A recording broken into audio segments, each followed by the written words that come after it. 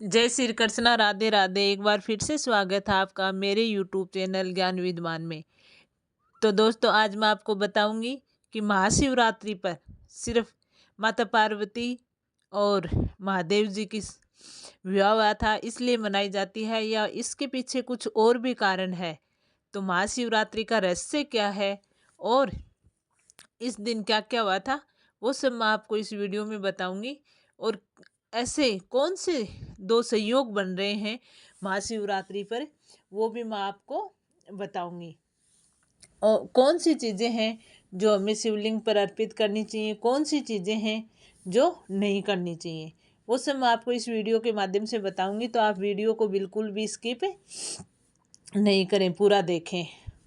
अब शिवरात्रि केवल विवाह उत्सव है या इसके पीछे कोई और रहस्य भी है, इसमें क्या ऐसा छुपा हुआ है, तो मैं आपको दोस्तों बताऊं। शिव पुराण का अध्ययन किया हो अगर आपने, या कहीं पे अध्ययन हो रहा हो, आपने सुना हो, तो उसमें सिर्फ और सिर्फ इस महादेव जी का और माता पार्वती के विवाह का जिक्र ही नहीं है।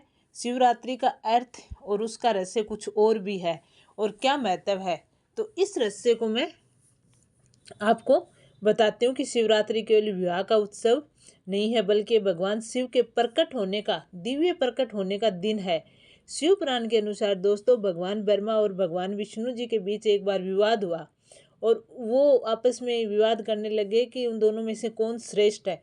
तभी अचानक एक विशाल अनंत ज्योतिर्लिंग प्रकट हुआ, जिसका आदि और अंत किसी को समझ में नहीं आया।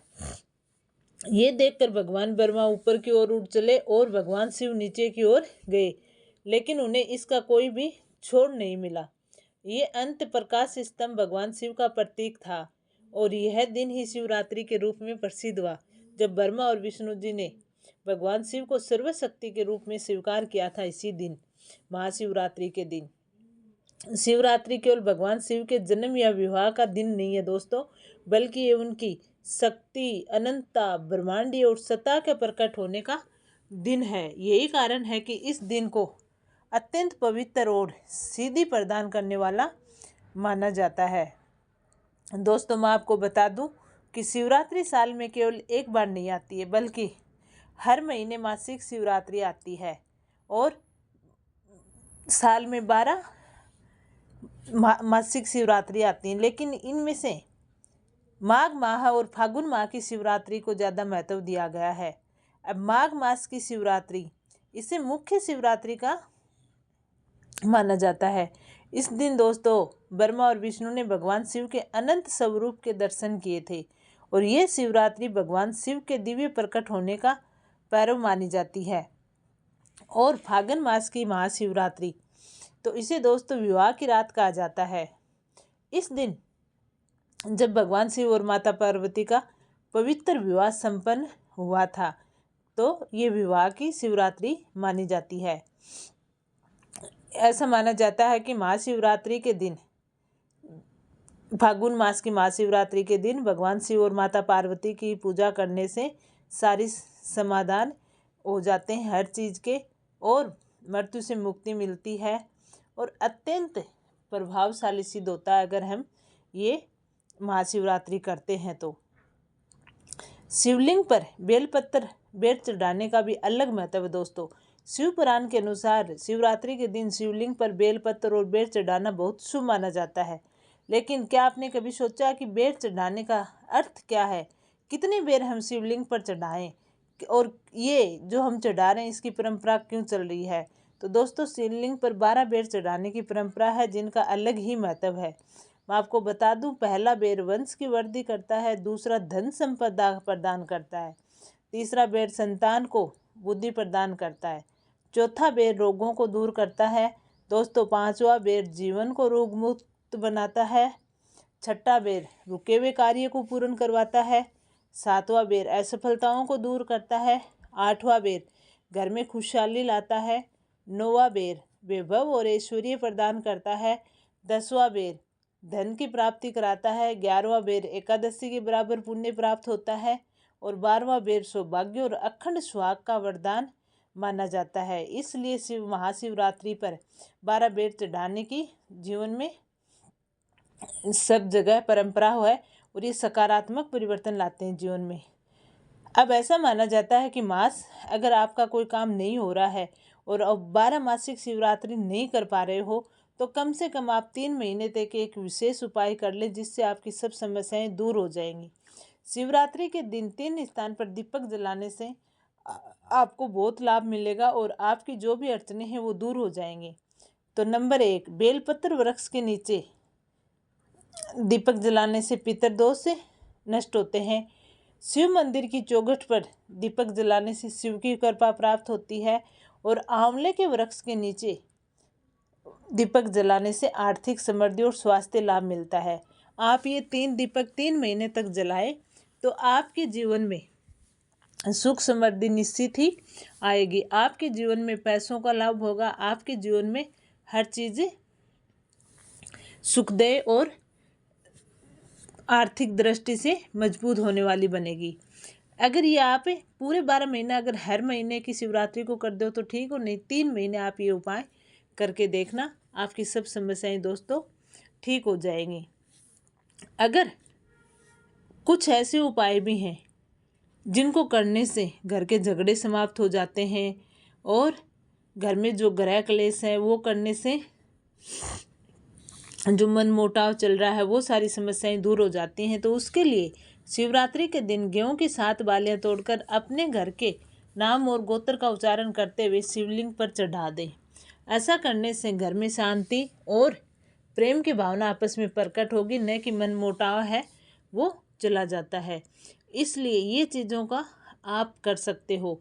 अगर ज़्यादा ही कुछ समस्या चल रही है तो आप रात को 12 बजे शिवलिंग पर धतूरा चढ़ा सकते हैं। धतूरे को फिर उस धतूरे को लाल वस्त्र में बांधकर आप दुकान में, व्यवसाय में या घर में रखें। ऐसा करने से आपके जीवन में उन्नति होगी, धन समृद्धि और घर में लक्ष्मी का स्थायी वास होने लगेगा। अगर आपके ऐसी कोई समस्याएं चल रही हैं तो ऐसा माना जाता है कि अगर आपके खेत में फसलें नहीं हो रही हैं तो अगर ये उपाय आप धतूरे का खेत में करते हैं तो भी ये आपके लिए लाभ सिद्धकारी होता है। अब ऐसी कुछ चीज़ें दोस्तों जो शिवलिंग पर हमें नहीं चढ़ानी चाहिए बिल्कुल भी, तो उनमें से पहली चीज़ है तेल। दोस्तों जल, दूध, दही, शहद का अभिषेक करने की परंपरा है। तेल शिवलिंग पे नहीं चढ़ाना चाहिए, वर्जित माना जाता है। इसका मुख्य कारण है कि भगवान शिव को शुद्धता और सात्विकता का प्रतीक माना जाता है, जबकि तेल तास्मिक और भारी ऊर्जा का प्रतीक माना जाता है। साथ ही तेल का उपयोग विशेष रूप से भगवान शनिदेव और भगवान हनुमान जी के लिए किया जाता है, उनकी पूजा में किया जाता है, क्योंकि ये नकारात्मक ऊर्जा को दूर करने में सहायक होता है। ऐसे में महाशिवरात्रि पर शिवलिंग पर तेल चढ़ाने से आपकी पूजा कमजोर होगी और आपको शुभ लाभ की जगह अशुभ लाभ मिल सकता है दोस्तों। इसलिए ध्यान रहे शिवलिंग पे तेल नहीं चढ़ाएं, जिससे तो आपके जीवन में अशुभ परिणाम मिलेंगे, शुभ परिणाम आपके जीवन में नहीं मिलेगा। आपके जीवन में नकारात्मक ऊर्जा का संचार हो जाएगा, इसलिए आप तेल नहीं चढ़ाएं। दूसरा, तिल। हिंदू धर्म में काले तिल का बड़ा ही विशेष महत्व माना जाता है, लेकिन दोस्तों शिवलिंग पे तिल चढ़ाना वर्जित माना जाता है। कई लोग शिवलिंग पर जल और दूध में मिलाकर काले तिल अर्पित करते हैं, लेकिन शिवलिंग पे तिल को नहीं चढ़ाना चाहिए। ऐसा माना जाता है कि भगवान विष्णु के पैरों के मैल से उत्पन्न हुआ है तिल, और इसे शनिदेव एवं पितरों को ही अर्पित किया जाता है। इसलिए शिवलिंग पे भूलकर भी महाशिवरात्रि के दिन तो तिल अर्पित नहीं करें, नहीं तो भगवान महादेव आपसे रुष्ट हो जाएंगे और शुभ परिणाम की जगह आपको अशुभ परिणाम देखने को मिल सकता है। इसलिए भगवान को तिल भी नहीं चढ़ाना चाहिए। भगवान वैराग्य थे, इसलिए उनको गुड़हल का फूल नहीं चढ़ाना चाहिए, क्योंकि गुड़हल का फूल सौभाग्य का प्रतीक होता है।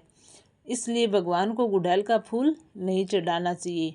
ऐसा माना जाता है कि अगर आप शिवलिंग पर महाशिवरात्रि के दिन दोस्तों गुड़हल का फूल अर्पित करते हो तो वह शुभ माना जाता है। तुलसी। ऐसा माना जाता है कि तुलसी बहुत ही पवित्र और बहुत भगवान विष्णु की प्रिय है, इसलिए तुलसी को कभी भी भगवान शिव या शिवलिंग पर अर्पित नहीं करें। क्योंकि ये भगवान विष्णु की प्रिय कही जाती है, इसलिए ये तुलसी को शिवलिंग पर अर्पित करना वर्जित माना जाता है। तो इस बात का आपको ध्यान रहे कि शिवलिंग पर अर्पित नहीं करें तुलसी को। 2 बेलपत्र एक साथ चढ़ाना। शास्त्रों के अनुसार शिवलिंग पर एक बार में केवल 1 बेलपत्र ही चढ़ाना चाहिए। अगर आपको ऐसे लगे कि एक है तो इसको दोबारा कैसे चढ़ाऊं, तो आप उसको धो के दोबारा काम में ले सकते हो, लेकिन शिवलिंग पर एक बार में 1 बेलपत्र ही चढ़ाना शुभ माना जाता है। 2 बेलपत्र एक साथ चढ़ाना वर्जित माना जाता है। और अगर आप ऐसा करते हो तो आपके जीवन में शुभ लाभ की जगह अशुभ लाभ आ जाएगा। इसलिए इस चीज़ का भी ध्यान रहे कि आप भगवान शिव पर 2 बेलपत्र एक साथ नहीं चढ़ाएं।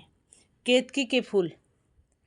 तो दोस्तों, भगवान शिव को केतकी के फूल भी वर्जित माना गया है, क्योंकि एक बार ब्रह्मा जी की झूठ में केतकी ने साथ दिया था, इसलिए केतकी के फूल भगवान शिव को नहीं अर्पित किए जाते हैं। तो इस बात का भी ध्यान रखना। चमेली का तेल भी भगवान शिव को वर्जित माना जाता है।